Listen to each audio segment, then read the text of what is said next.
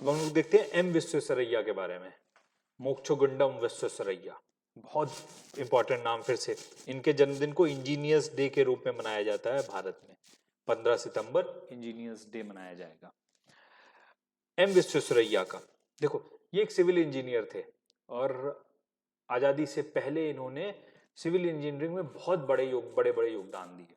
कावेरी पे बनने वाला एक बहुत बड़ा डैम है कृष्णा राज सागर डैम, वो बनाया, उसके चीफ आर्किटेक्ट थे एम विश्वेश्वरैया।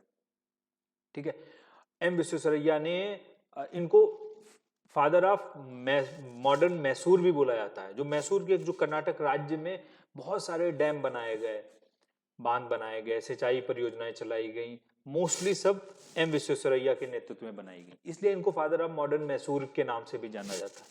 ठीक है, इनके इनके दो बड़े कंट्रीब्यूशन ये वाले हैं।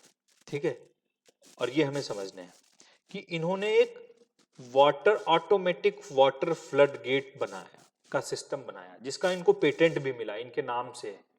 ठीक है, पेटेंट भी रजिस्टर हुआ। ये होता क्या है समझना, जब बाढ़ आती है तो सबको पता है कि एक बड़े बाढ़ को रोकने के लिए बड़े बड़े बांध बनाए जाते हैं, रिजर्वायर बनाए जाते हैं, बांध डैम बनाए जाते हैं, और बांधों में गेट होते हैं। आपने अगर देखा हो, फ्लड गेट्स होते हैं, एक तरफ उनसे पानी को रोका जाता है, फिर पानी को छोड़ा जाता है। ठीक है, उस फ्लड गेट्स को बनाने का सिस्टम किसने डेवलप किया? एम विश्वेश्वरैया ने डेवलप किया। तो बहुत इंपॉर्टेंट ये कंट्रीब्यूशन है। बहुत नदियों पे बनाए गए हैं बांध, डैम बनाए गए हैं, मोस्टली इन्हीं की टेक्निक्स को इस्तेमाल करके वो बनाया गया। ठीक है, अगला इनका कंट्रीब्यूशन देखो, ये भी बहुत इंपॉर्टेंट है, ब्लॉक सिस्टम ऑफ इरिगेशन। यही तो पूछा जाता है जब भी पूछा जाता है एम विश्वेश्वरैया के बारे में, block system of irrigation. Block system क्या है समझना कि देखो, अच्छा देखना, साउथ नॉर्थ इंडिया में तो उस टाइम पे पानी की कमी नहीं थी, अब पानी की कमी भी होने लगी है, क्योंकि यहाँ पर हिमालयन रिवर्स निकलती थी, पानी मिलता रहता था। लेकिन दक्षिण भारत में या मध्य भारत में पानी की बहुत कमी है अभी के टाइम पे, तो उस पानी का बहुत इफिशियंट इस्तेमाल करना पड़ता है। मतलब ऐसा नहीं पानी आप वेस्ट कर सकते हो, कि पानी जितना है ऐसा नहीं खेत में चलने दो, भरने दो पानी ना, जितना पानी है आप लिमिटेड इस्तेमाल करोगे, जितनी जगह को जितना पानी चाहिए। जहां पर ज्यादा पानी सूखा है जमीन, वहां पर ज्यादा पानी चाहिए, कम सूखा है तो ज्यादा पानी नहीं भरना वहां पर। तो उसको बोलते हैं ब्लॉक सिस्टम ऑफ इरिगेशन, कि इसमें ब्लॉक्स बनाए जाते थे पूरी जमीन पे, बड़ी जमीन पे एक ब्लॉक्स बना दिया जाता था, और उसमें पानी जब रिलीज किया जाता था तो उसकी नीड के हिसाब से उस ब्लॉक में पानी जाता था।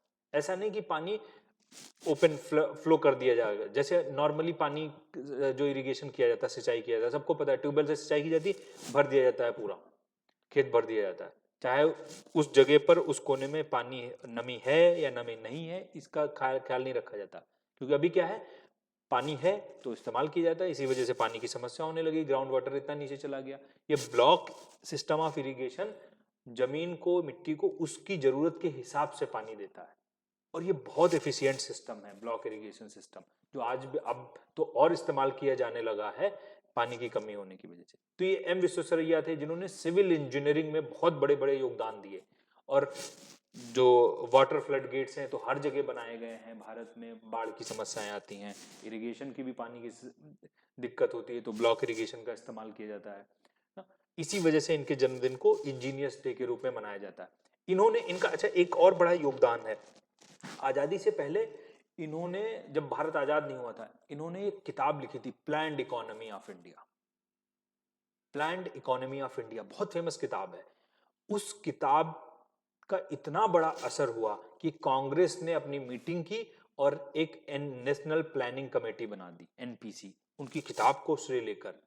ठीक है, एनपीसी कमेटी बनाई गई, नेहरू उसके अध्यक्ष बने, विश्वेश्वरैया से उन्होंने डिस्कशन किया, और आजादी के बाद प्लानिंग कमीशन शुरू किया गया। तो जब प्लानिंग कमीशन, योजना आयोग की हिस्ट्री पढ़ोगे तब भी यहीं से शुरू होती है कि प्लान्ड इकोनॉमी ऑफ इंडिया, ये जो बुक थी जिसमें विश्वेश्वरैया ने बताया कि भारत की अर्थव्यवस्था को अगर सही लाना है तो कैसे आपको प्लानिंग करनी पड़ेगी, सेंट्रलाइज्ड प्लानिंग करनी पड़ेगी ना। तो ये बड़े इंजीनियर थे, इसी वजह से इनके जन्मदिन को इंजीनियर्स डे के रूप में मनाया जाता है।